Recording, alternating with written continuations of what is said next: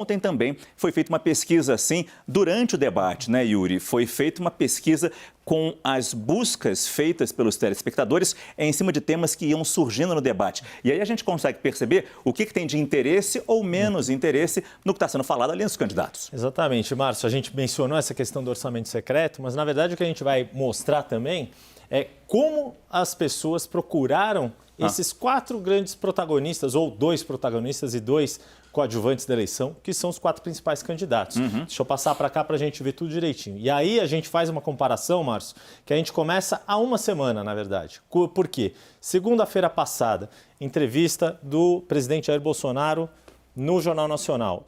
O Google Trends, para a gente explicar, ele faz uma medição até 100. 100 é o pico de alcance, de interesse, de busca por aquele termo.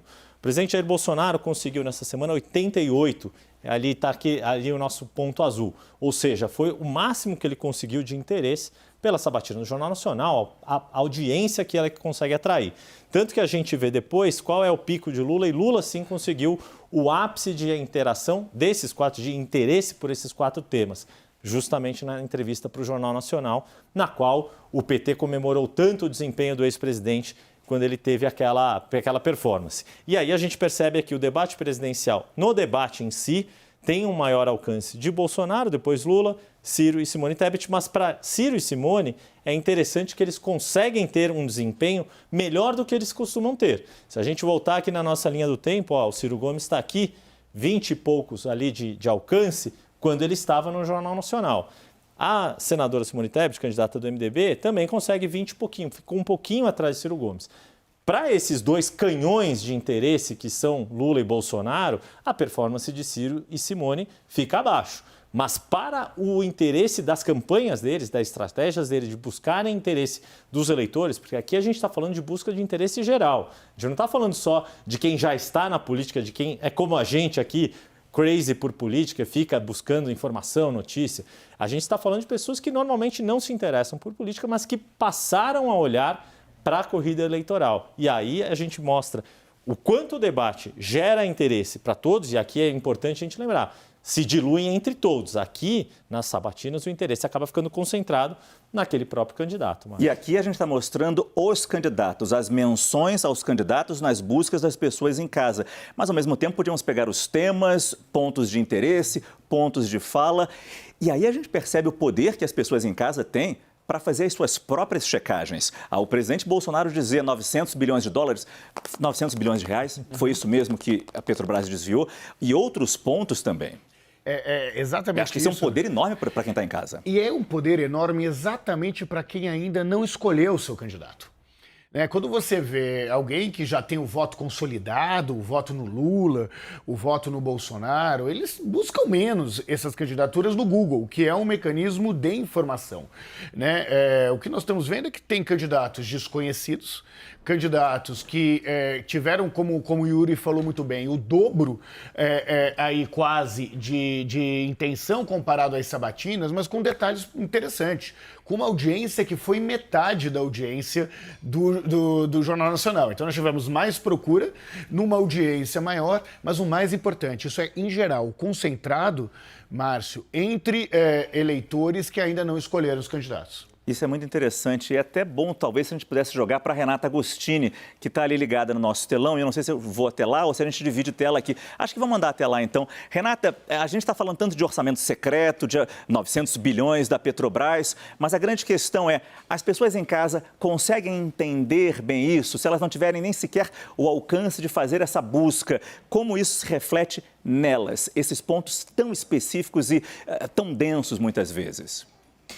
Márcio, não, a maior parte das pessoas me parece que está um pouco por fora desse debate, até porque ele é muito difícil mesmo, né? Quando a palavra orçamento secreto, a expressão, perdão, né? Ela se popularizou um pouco mais, um crédito que tem que ser dado ao jornal Estado de São Paulo, Estadão, que puxou esse fio, começou a fazer uma série de reportagens, foram dezenas de matérias feitas pelo Estadão, claro, a imprensa toda depois se debruçou sobre isso, para entender o que estava acontecendo quando a gente olhava essas chamadas chamadas emendas de relator, a RP9, né?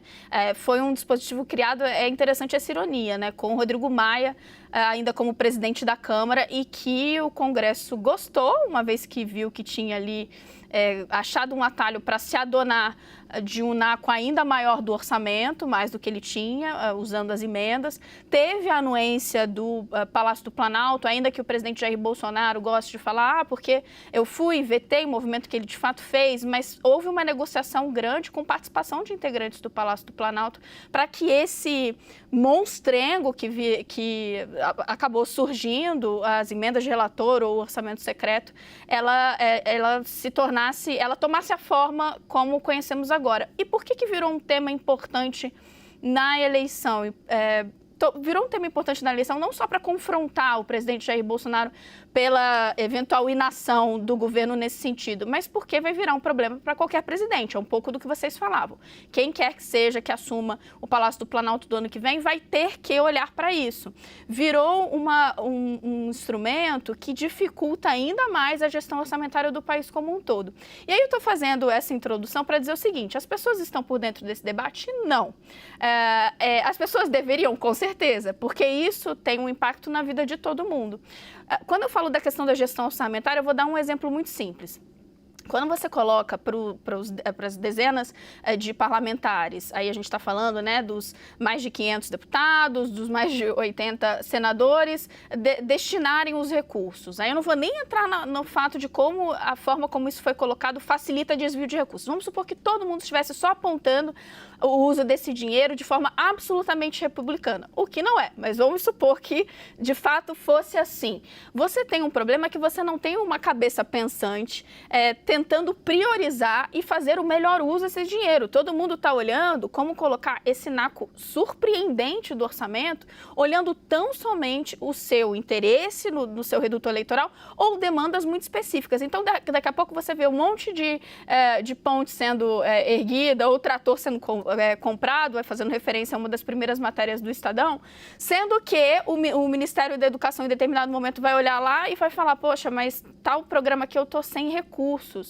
Ou o próprio Ministério da Infraestrutura, para fazer uma relação com obras. Olha, eu acho que a gente deveria destinar para essa obra mais estrutural e não tem dinheiro, porque esse dinheiro acabou sendo pulverizado nessas pequenas demandas. E é isso que eu estou falando sobre a questão, o prejuízo à gestão orçamentária. E aí, quando a gente vê um poder executivo, um governo federal, que há anos lida com um orçamento já engessado e com parte dos recursos do orçamento livres muito pequena, a gente está falando em algo menor do que 100 bilhões, né, nas últimas previsões orçamentárias, que está livre para o governo colocar em obras, investimentos, tudo que não é salário e despesa obrigatória, a gente vê a dificuldade que virou conviver com essa demanda tão grande do orçamento secreto. A previsão para o ano que vem são mais de 19 bilhões. Veja só o gigantismo que esse tipo de dispositivo ganhou.